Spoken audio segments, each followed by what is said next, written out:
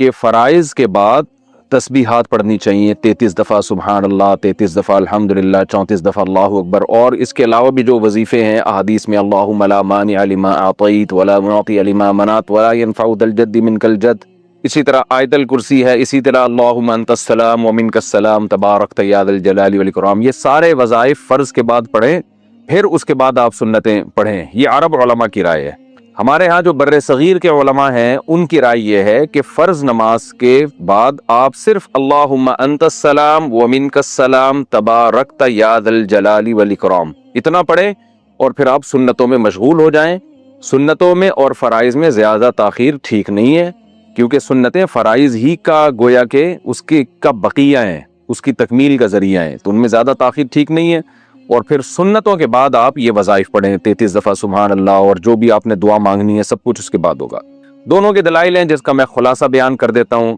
جو عرب علماء جس طرز پہ عمل کرتے ہیں ان کی دلیل وہ احادیث ہیں، صحیح احادیث ہیں، جن میں رسول اللہ صلی اللہ علیہ وسلم نے فرائض کے بعد ان وظائف کے پڑھنے کا حکم دیا ہے۔ جیسے آپ نے فرمایا جو آیت الکرسی فرض نماز کے بعد پڑھے گا عذاب قبر سے محفوظ، اسی طرح آپ نے جو صحابہ کو حکم دیا کہ فرائض کے بعد یہ تسبیحات کرو، تو اس میں مکتوبہ کا لفظ ہے، صلاۃ مکتوبہ جو فرض نماز ہے اس کے بعد، تو وہ کہتے ہیں دیکھو اس سے تو پتہ چلتا ہے کہ فرض نماز کے بعد ہونا چاہیے، تو لہذا عرب میں یہ رواج ہے کہ وہ فرائض کے فوراً بعد پڑھتے ہیں۔ جو بر صغیر کے علماء ہیں، جو زیادہ تر فقہ حنفی کے علماء ہیں، ان کی جو رائے ہے وہ یہ ہے کہ صرف اللہم انت السلام کے بقدر ٹھہرا جائے اور اللہم انت السلام پڑھا جائے، باقی سارے وظائف سنتوں کے بعد۔ ان کی دلیل بھی بہت مضبوط ہے، صحیح ہے، مسلم کی حدیث ہے، حضرت عائشہ رضی اللہ تعالی عنہا فرماتی ہیں کہ رسول اللہ صلی اللہ علیہ وسلم فرض کے بعد صرف اللہم انت السلام ومنک السلام تبارکت یا ذا الجلال والاکرام اتنا اس کے بقدر بیٹھتے تھے اور کھڑے ہو جایا کرتے تھے۔ تو دونوں طرح کی حدیثیں ہیں۔ تو اب اگر ہم ان احادیث کو لیتے ہیں جن میں آتا ہے کہ فرض نماز کے فوراً بعد آپ صلی اللہ علیہ وسلم نے ہمیں، یعنی جن میں آتا ہے کہ فرض نماز کے بعد آپ صلی اللہ علیہ وسلم نے ہمیں تسبیحات کا حکم دیا، تو ان حدیثوں پر عمل کرتے ہیں تو یہ حدیث چھوٹتی ہے، کیونکہ مسلم کی حدیث میں ہے کہ صرف اللہم انت السلام کے بقدر آپ بیٹھتے تھے پھر کھڑے ہو جایا کرتے تھے، اور اگر ہم اس حدیث کو لیتے ہیں تو وہ حدیث چھوٹتی ہے۔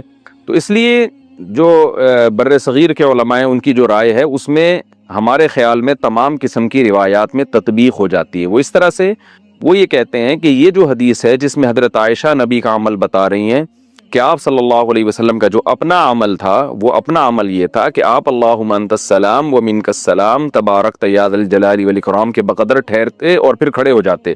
تو اس حدیث میں اور دوسری حدیثوں میں تطبیق ایسے ہوگی کہ دوسری حدیثوں میں جس میں آتا ہے کہ نبی نے فرض کے بعد یہ تمام اذکار پڑھنے کا حکم دیا، تو اس سے مراد فرض کے فوراً بعد نہیں ہے، کیونکہ اس حدیث میں فوراً کا لفظ کہیں بھی نہیں ہے، بلکہ صلاۃ مکتوبہ ہے فرض کے بعد، تو فرض اپنی تتمہ کے بعد، یعنی فرض اپنے لوازمات کے بعد۔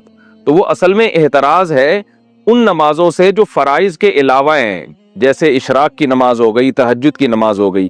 تو ان احادیث جن میں آتا ہے کہ آپ صلی اللہ علیہ وسلم نے ہمیں حکم دیا کہ فرض کے بعد ہم یہ تسبیحات پڑھیں، تو اس کا مطلب ہے کہ یہ اشراق کے بعد نہیں ہے، یہ اوابین کے بعد نہیں ہے، یہ تہجد کے بعد نہیں ہے، بلکہ فرائض کے بعد ہے۔ بعد کا مطلب کیا کہ فرائض جب اپنی تکمیلات، اپنے لوازمات کے ساتھ مکمل ہو، اور فرائض کے لوازمات میں سے کیا ہے؟ سنت مؤکدہ۔ تو فرض نماز کے بعد کا مطلب کیا ہوا؟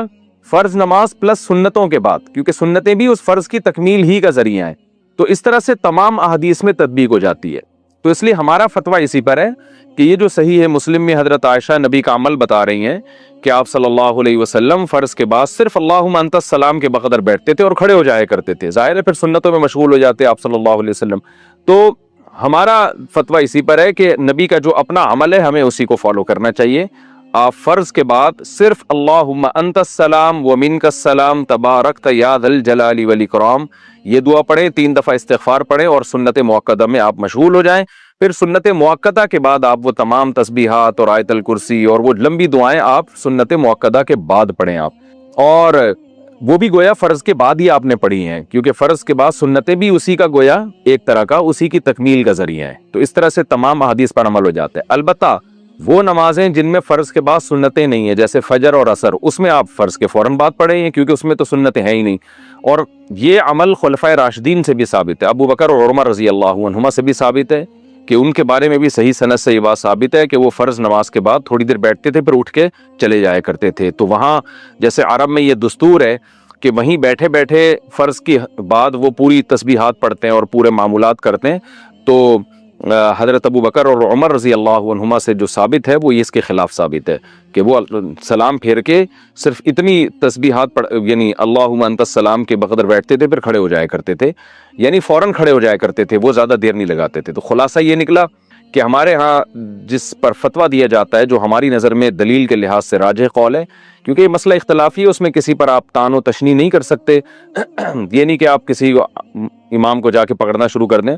تو راجح قول ہماری نظر میں یہی ہے کہ فجر کی نماز کے بعد اور عصر کی نماز کے بعد تو آپ جتنی چاہے لمبی تسبیحات پڑھیں, لیکن جن نمازوں کے بعد سنت موقدہ ہے تو اس میں صرف اللہم انت السلام کے بقدر آپ یہ دعا پڑھیں اللہم انت السلام بغیر ہاتھ اٹھائے, اور پھر اس کے بعد آپ سنت موقدہ میں مشغول ہو جائیں. بس اتنا کرنا ہماری نظر میں زیادہ بہتر ہے.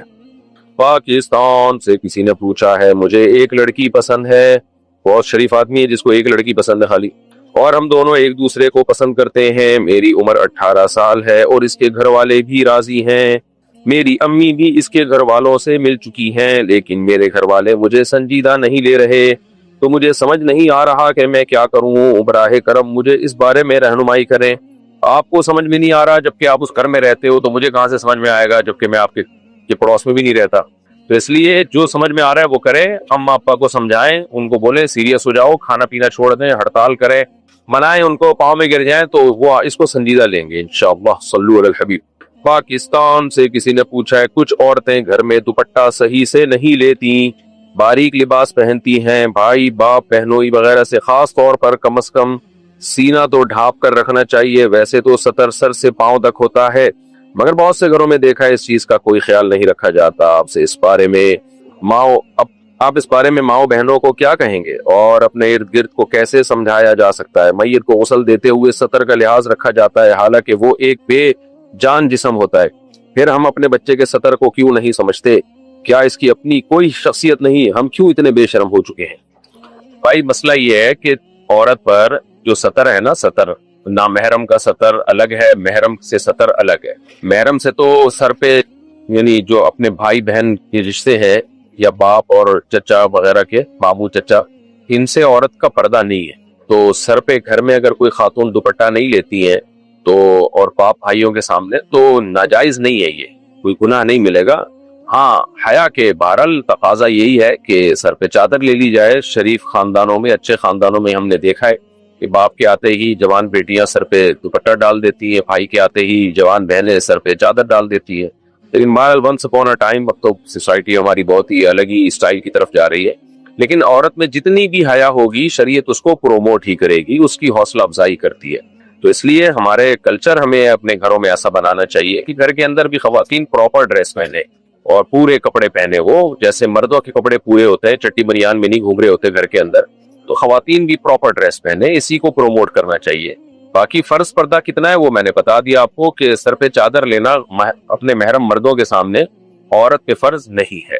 کلائی کھول سکتی ہے اپنے محرم مردوں کے سامنے. البتہ جو بہنوئی وغیرہ ہے, دیور ہے, بہنوئی ہے, یہ تو نامحرم ہے, اسے تو عورت کا پردہ ہے, اسے تو پورا جسم چھپانا فرض ہے.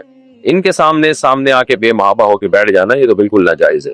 تو اس لیے اس پر بات کرنی چاہیے اور خواتین کو محبت سے سمجھانا چاہیے کہ یہ ٹھیک عمل نہیں ہے. کیا نماز جنازہ کی دعائیں موبائل سے دیکھ کر پڑھ سکتے ہیں؟ نہیں پڑھ سکتے. موبائل کوئی بھی تحریر نماز میں دیکھ کر نہیں پڑھ سکتے.